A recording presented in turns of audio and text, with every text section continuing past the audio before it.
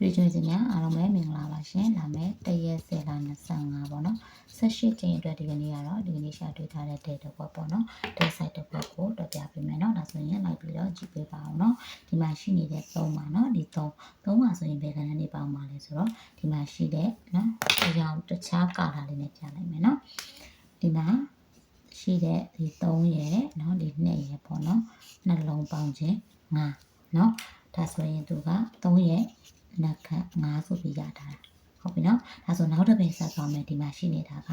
8နော်8ကဆိုရင်ခုနတိုင်းပဲသူရဲ့အောက်ကအပင်ရဲ့သူရဲ့အောက်ကအပင်ရဲ့ပေါ့နော်နှလုံးပေါင်းမယ်နော်6 5နှလုံးပေါင်းတော့1 8ရဲ့နက်ခတ်1ဆိုပြီးတော့ရထားတာဟုတ်ပြီနော်ဒါဆိုရင်အခုလာမယ့်ပင်မှာဒီမှာရှိနေတာက8နော်8ဒါဆိုရင်ဒီမှာရှိနေတဲ့6ရဲ့နော်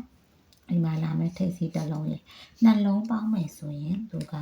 နော်ပေါ်က3နှက်ခတ်5 8နှက်ခတ်1ဆိုတော့ဒါမှသူလည်း8နှက်ခတ်1ဖြစ်ကြမယ်နော်ဒါဆိုရင်နှလုံးပေါင်းရင်1ဖြစ်ကြမယ်ဒီမှာရှိနေတာက6နောက်တစ်လုံးနဲ့ပေါင်းရင်1ဆိုတော့5ထည့်မယ်6နဲ့5နဲ့ပေါင်းရင်ပေါင်းချင်း1ရမယ်နော်ဒါဆိုရင်5ထိပ်စီးဆိုပြီးတော့ထိပ်စီးတစ်လုံးရလာပြီနော်ဒါဆိုလို့ရှိရင်ဒီဘက်မှာအလဲတိုင်းကိုဆက်ပြီးတော့သွားကြမယ်နော်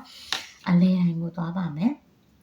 အလဲတိုင်းကကြတော့ဒီမှာရှိနေတဲ့8ရယ်နော်ဒီမှာရှိနေတဲ့9ရေပေါ့နော်8 5နှလုံးပေါင်းတော့ပေါင်းချင်း3ဆိုပြီးတော့ရထားတယ်ဟုတ်ပြီနော်ဒါဆိုဆက်သွားမယ်နောက်တစ်ပင်ဒီမှာရှိနေတဲ့8ရေဒီမှာရှိနေတဲ့4ရေ8 4နှလုံးပေါင်းတော့2အောက်ကိုဆင်းရင်1ရောပါတယ်3 3ပြီးတော့2ဆိုတော့ဒီမှာရှိနေတဲ့3ရေဒီမှာလာမယ်အလဲတိုင်းတစ်လုံးရေနှလုံးပေါင်းမယ်ဆိုရင်2ကို1လျှော့မယ်ဆိုတော့တကြောင်မလို့1ကျန်မယ်ဟုတ်ပြီနော်100ကမယ်ဒါဆိုရှိနေတာက3ပါနောက်တစ်လုံးနဲ့ပေါင်းရင်1ဖြစ်နေတယ်ဆိုတော့တကြောင်မလို့8ထည့်မယ်3နဲ့8နဲ့ပေါင်းရင်ပေါင်းချင်း1ဆိုတာကိုရလာပြီပေါ့နော်ဒါဆိုလို့ရှိရင်ကိုဒီဘက်မှာပေါ့နော်5ထိပ်စီနဲ့